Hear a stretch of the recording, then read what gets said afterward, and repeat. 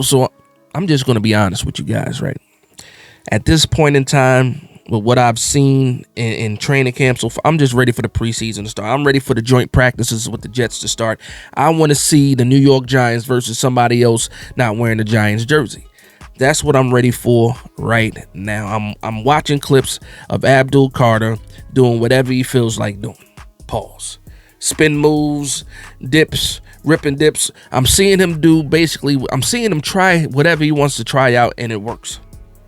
He's setting up moves. He's doing a lot of things, and I'm just sitting here like, you know what? Yeah, I just want to see him versus Jets in practice. I want to see him in the preseason. I just need to see this live action, real time, against non-New York Giants players. That's where I'm at right now. The same thing goes for the offense with Malik Neighbors, with Russell Wilson doing these. I just need to see that offense versus somebody other than the New York Giants defense. That's where I'm at right now. And I'm pretty sure you guys feel the same way, because right now, the way that I'm feeling, I'm almost ready to make a declaration for the New York Giants. And I think I do need to pump the brakes and calm down a little bit, because right now I'm absolutely ready to jump out the window. Listen, I'm sorry. I am ready to jump. Listen, all right. Let me reel things in. Let me reel myself back in. Let me calm down. And you know what? What did you come for this video for? A recap of day 8 of training camp. Another pad day. Salute to Brian Dable for that. Let's get into these injuries, right? So, first off, AT working on the sideline, making progress. Did do some running today. Looked pretty good. Get that out of the way. As far as guys that were injured and not practicing, DJ Davison wasn't there. Jordan Riley wasn't there. Corey Black, Greg Van Roten was there, but, having a baby. Elijah Chapman did come back today after missing yesterday's practice. Flott on the milk carton. Don't know what's going on with Flott today. Bo Collins was working on the side without a helmet. Might be just some load management and stuff like that. He is getting a lot of reps, with the wide receivers that were out the last couple of days. And then also Cam Scatterable. Cam Scatterable was back at practice, but ended up leaving practice early. I'm pretty sure we'll figure out what's going on with that, the next time Brian Dable's at the podium. But people, you don't want to see things like that. You don't want to see Cam Scatterable walking off upset. He was upset too, visibly upset. Also, Thomas Fidone left practice early too. Again, not sure what's going on with those guys. Dable's at the podium today. Again, the main conversation when it comes to Dable is what's going on with Andrew Thomas. He said he's making progress and he'll be on the field when he's ready. Short, sweet, to the point. A lot of people making speculations that he looks pretty good. The way that he's ramping things up on the side when he's working out on the side looks pretty good. So hopefully he makes his quote unquote soft deadline of being ready by week 1. We'll see what happens. Hopefully he can get into pads during like the joint practices or something like that.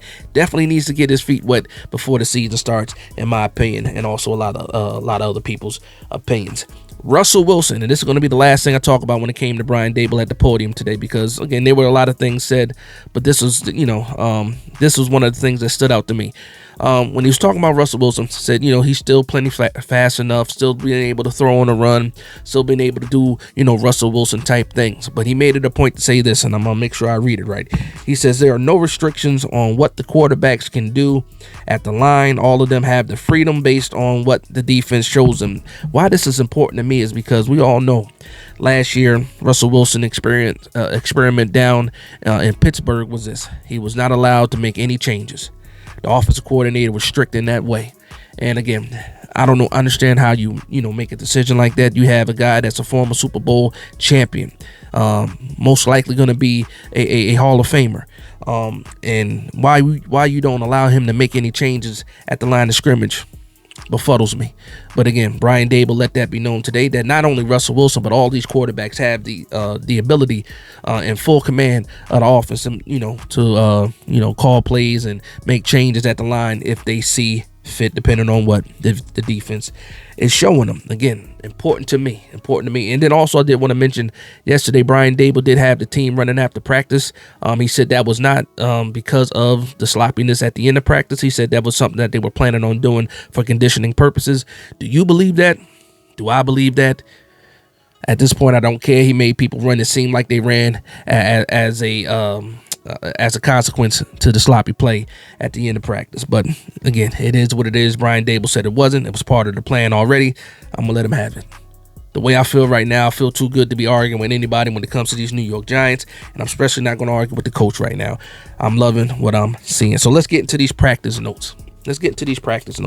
So first off, it seems like we have a winner in the CB2 competition. For the third straight practice, Tay Banks has been running with the ones as CB2 first. Again, we did not see Flat today at practice. Don't know what's going on today, but this is the third day in a row that Tay Banks has been the number one guy at the CB2 spot. Doesn't mean that the competition is absolutely over, completely over. Absolutely not. But right now we do have a leader in that competition, and it is Tay Banks. Shout out to Tay Banks. Hopefully he takes advantage of these opportunities. Next thing is that, like I said, Abdul Carter. Now it's just a point of seeing him versus other teams. I've seen enough. Abdul Carter doing whatever he wants to do to my offensive line. And if you want to keep count of the record of successful plays against Abdul Carter, there's not many. Maybe Abdul Carter might have lost maybe 7 reps this whole training camp, whole off season, this whole time period. Maybe seven successful blocks against Abdul Carter. But again, let's move along. Malik Neighbors and Russ chemistry is growing to the point where there was a nice throw today where he threw the ball before Malik Neighbors even got open.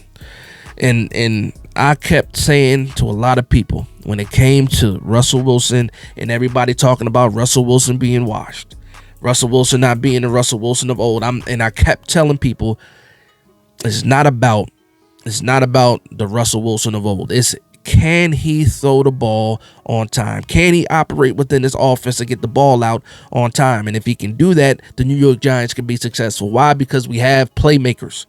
Some people might not believe that we have playmakers. They see Malik Neighbors, okay, cool. But no, Darius Slayton is a playmaker as well. Theo Johnson, these running backs.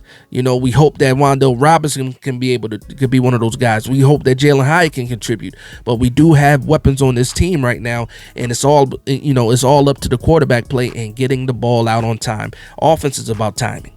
And if you can solve that problem, you're already ahead of the game. Let's see what else I got here. Okay, I already talked about Scatterboo walking off early, left practice early. Seemed like he was visibly upset walking off, though. I didn't see a limp, anything like that in the video. Not sure what's going on, but I'm pretty sure we'll get an answer to that shortly.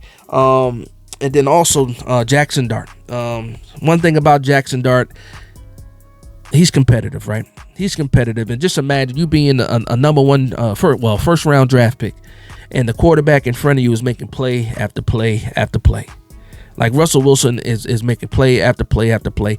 And you got Jackson Dart working behind Russell Wilson, right? And for me, he's seeing Russell Wilson have this success, and the competitive juices are flowing, and he wants to be successful as well. And one thing that we're seeing, because we already seen the timing and how on point Russell Wilson has been all training camp long, we're starting to see that with Jackson Dart. His timing is getting better. His clock is speeding up, and we're seeing that. And again, all the success that Russell Wilson is having is helping Jackson Dart. He's seeing the quarterback position getting played at a high level in practice already. We have not gotten to the game yet. I understand that. But right now, as far as practice goes, Russell Wilson is on full display, and these other quarterbacks in the room see that. So, when they say learning opportunities and stuff like that, Russell Wilson is definitely that right now for Jackson Dart. And then I'm just going to talk about some defensive guys before we close this thing out. Don't want to be too long, right?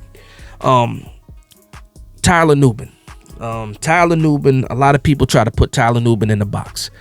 No pun intended, trying to keep him a box safety and then put him down in a box so he can run defend. Tyler Nubin is way more than that. And people are starting to understand that. Today, he had 2 back-to-back interceptions. One of those interceptions happened to be on the final play of the not the 2-point conversion, but the 2-minute drill. In the back of the end zone, he gets an interception off of Russell Wilson. Fantastic play again, and you're starting to see the ball hawk abilities from Tyler Nubin. Some people forgot about that.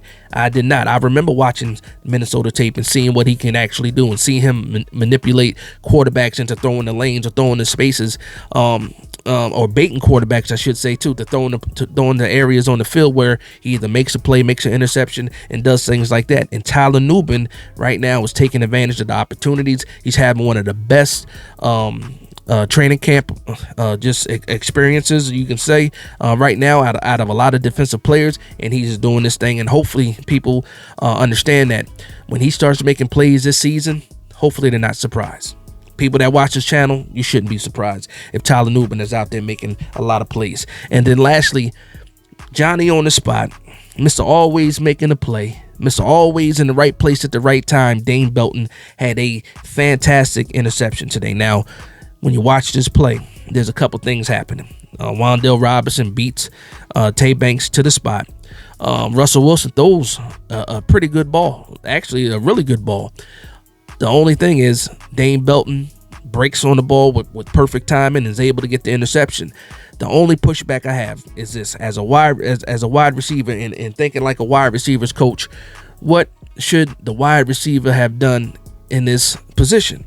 And to me, the only thing Wan'Dale Robinson didn't do was attack the ball. He was waiting for the ball to get there, and because he was waiting for the ball to get there and he didn't attack the ball, Dane Belton was able to make the play, pick six to the residence, and it's over. But a great learning experience on that play for Wan'Dale Robinson. Again, got to be able to attack the ball. You want to attack the ball, just don't wait for it to get there. And again, who knows? Belt might have made that interception anyway, but I'm just saying that it wasn't a bad throw. It was a good route by Wan'Dale Robinson. Just waited on the ball, and guess what? The ball never got there. It sucks too, because it looked like it would have been a pretty good completion. But that's all my notes for practice today. Again, I'm just ready for real football. Ready for real football. We keep talking about the same things every day because we have not seen any difference. When these guys get on the field with another team, the intensity level is probably going to raise through the roof. And I can't wait to see that. Preseason, joint practices, and then when the regular season starts, expect the New York Giants to start fast, because that's what I'm expecting. But that's going to be the video. I want to thank everybody for vibing with me. Please like, comment, and subscribe. And from one Giants fan to another, this is Big Dash Knows, Big Blue Nation. Let's go.